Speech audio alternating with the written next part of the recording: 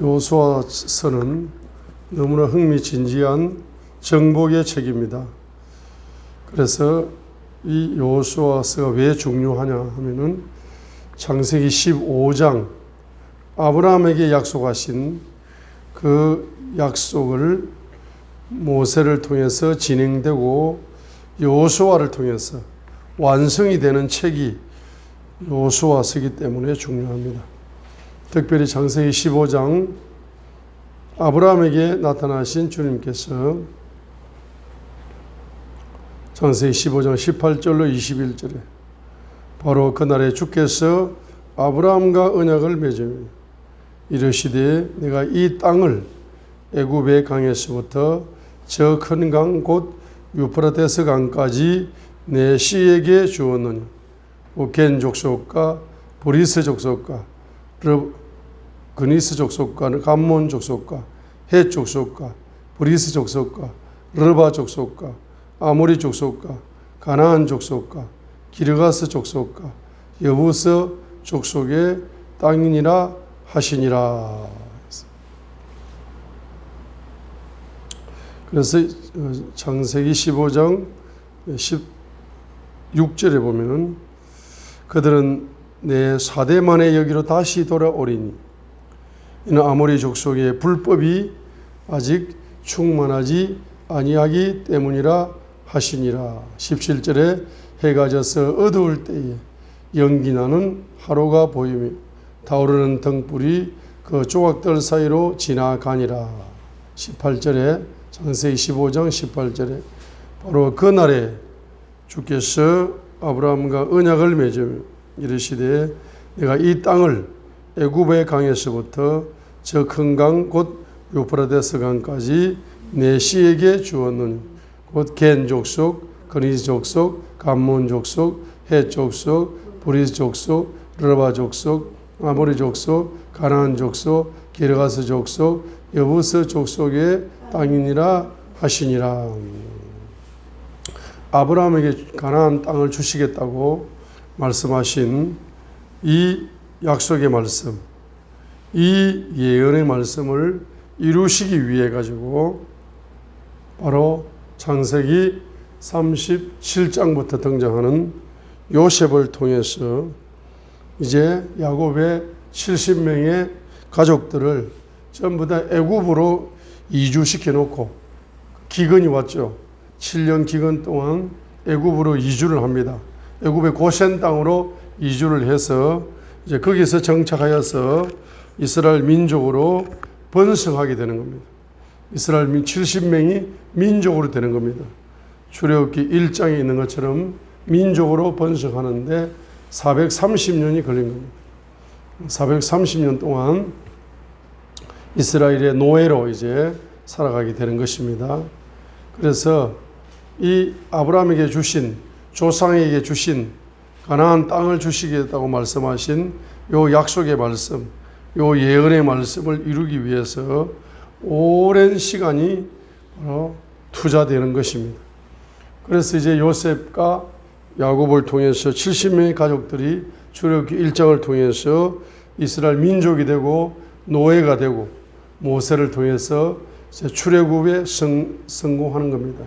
광야를 거쳐서 이제 가나안 땅에 들어가게 될 때에 여호수아가 아브라함이 받은 약속의 말씀, 예언의 말씀이 여호수아를 통해서 그 열매를 맺는 겁니다.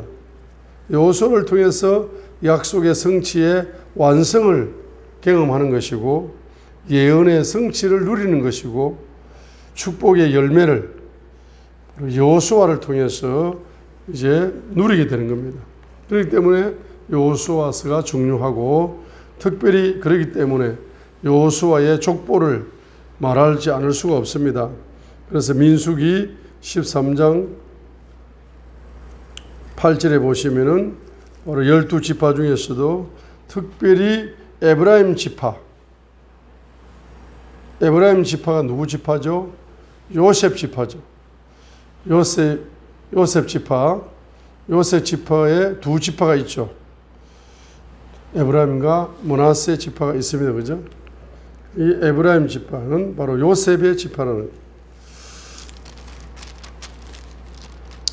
거예요. 요셉 지파.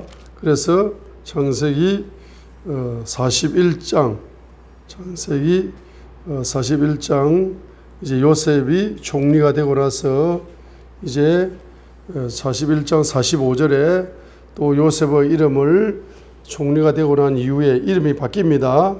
창세기 41장 45절에 요셉의 이름을 사브나 바레아라 하며 온의 제사장 보디베라의 딸 아스낫을 그에게 아내로 주니라.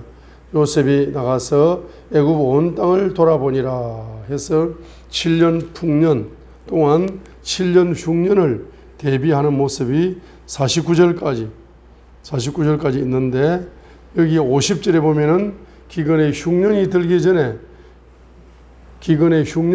전에 곧 풍년 7년 풍년 동안에 요셉에게 두 아들이 태어났습니다. 이들은 온의 제사장 보디베라의 딸 아스낫이 그에게 낳은 자들이더라. 요셉이 맏아들의 이름을 므낫세라 하였으니 이는 그가 말하기를 하나님께서 나로 하여금 나의 모든 수고와 나의 아버지의 온 집을 잊게 하셨다 하였기 때문이요. 둘째 아들의 이름을 에브라임이라 하였으니 이는 하나님께서 나로 하여금 내가 고난받는 땅에서 다산하게 하셨다 하였기 때문이더라. 애굽 땅에 있던 그 7배 풍년이 그치고라고 말하고 있습니다. 오늘 여러분 창세기 41장 37절부터 바로 44절까지 해서 요셉이 애굽의 총리가 됩니다. 총리가 되고 나서 45절에 결혼을 합니다. 결혼을 했는데 이제 46절에 보면은 요셉이 애굽 왕 바로 앞에 설 때에 나이가 30세였습니다. 그죠? 그때 요셉이 바로 앞을 떠나나가서 애굽 온 땅을 두루 다니니라 했어요. 7배 풍년에 땅에 손에 가득하게 소출을 내었더라.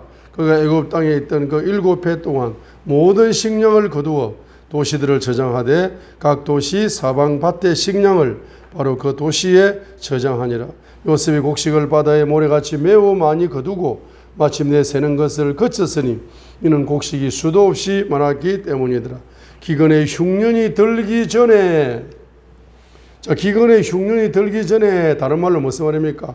7년 풍년의 시간 속에서 두 아들이 태어났다 이 말이에요.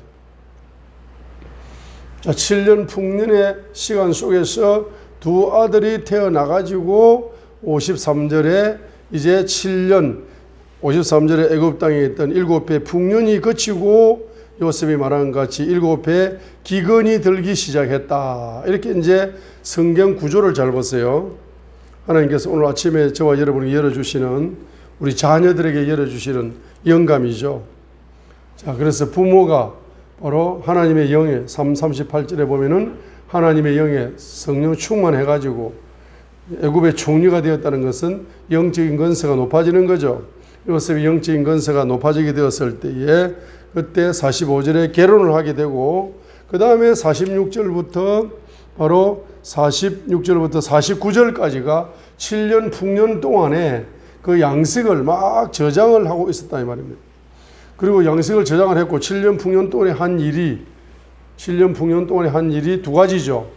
첫 번째는 애굽 온 땅을 순찰하면서 그 애굽의 요셉의 창고에다가 7년 풍년의 양식을 막 저장하는 그러한 일을 했고, 그러한 사역을 했고, 두 번째 사역은 자식을 낳는 사역을 했습니다. 50절로 51절에 믿음의 자식을 낳는 겁니다.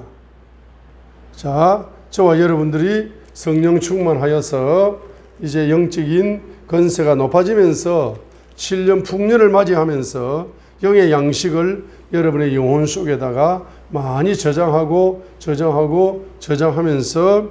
두 번째는 해야 될 일이 믿음의 자녀를 낳는 겁니다. 그죠?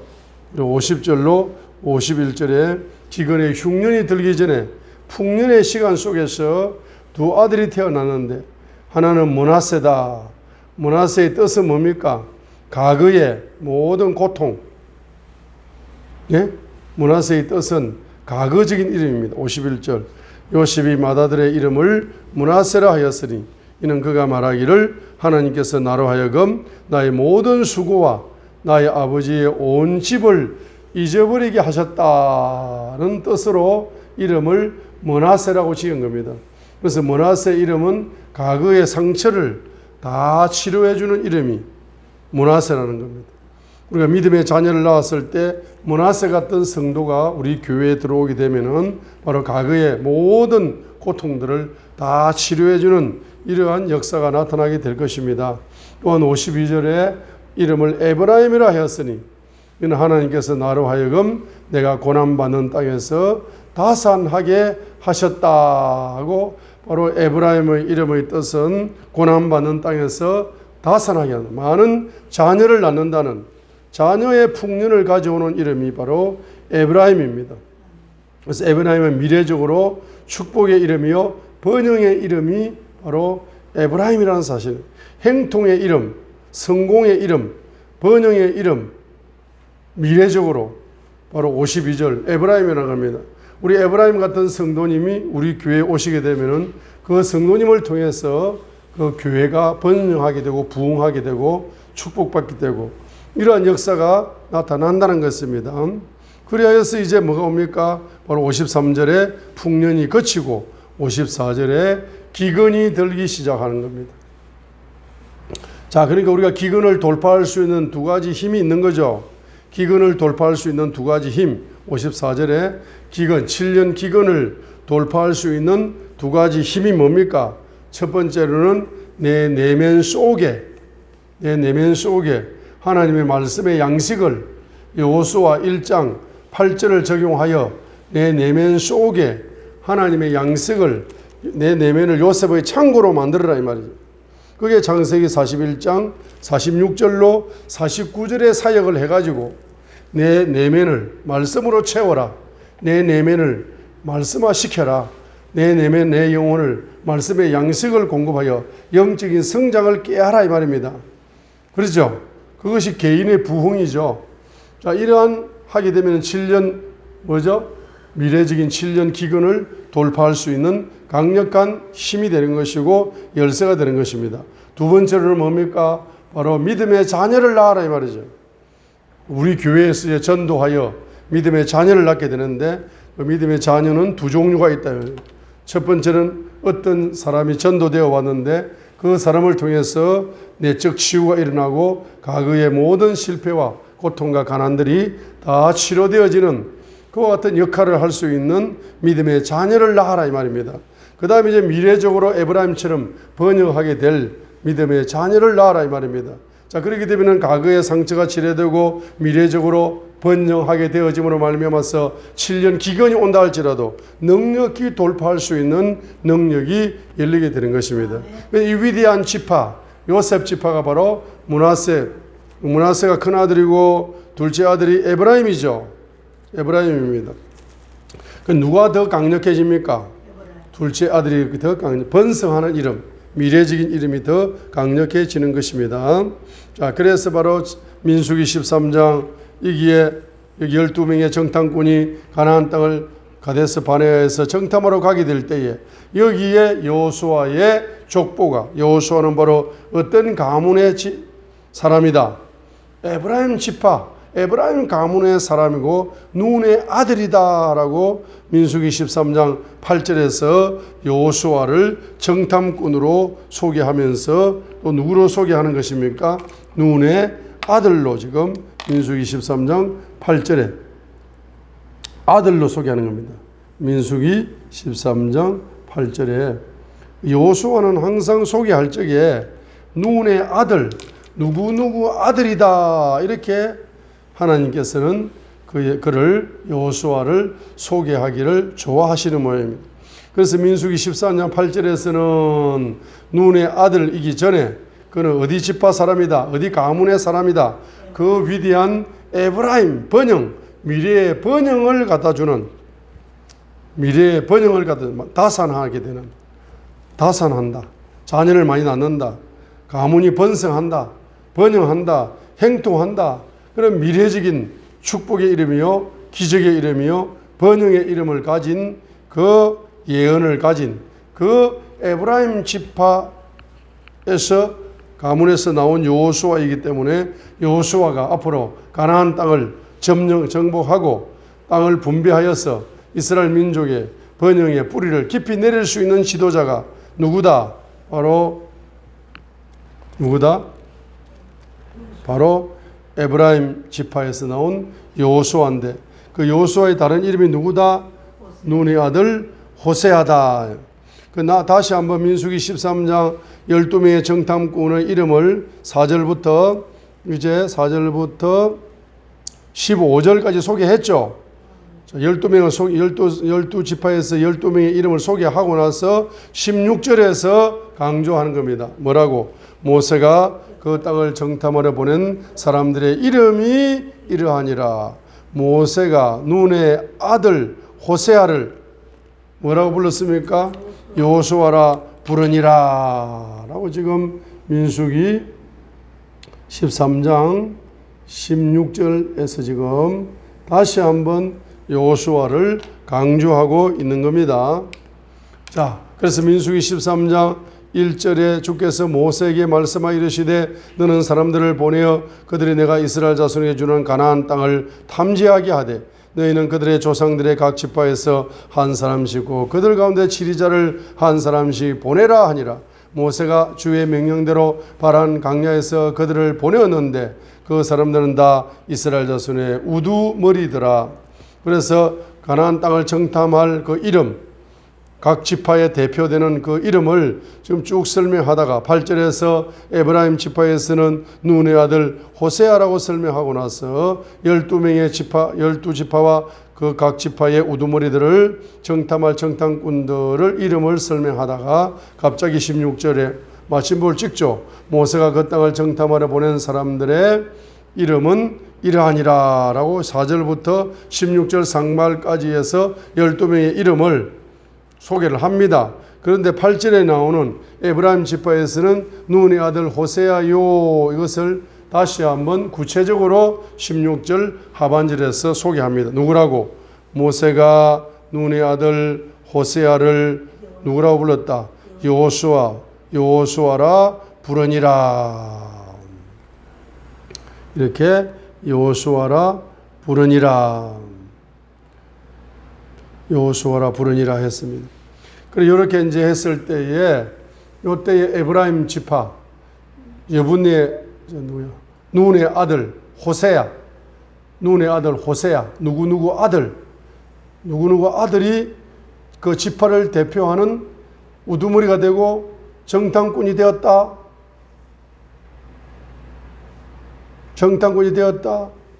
그런데 10지파가 전부 다 부정적인 보고를 하고 가나안 땅의 약속을 믿지 못하고 불신앙에 빠지게 될 때에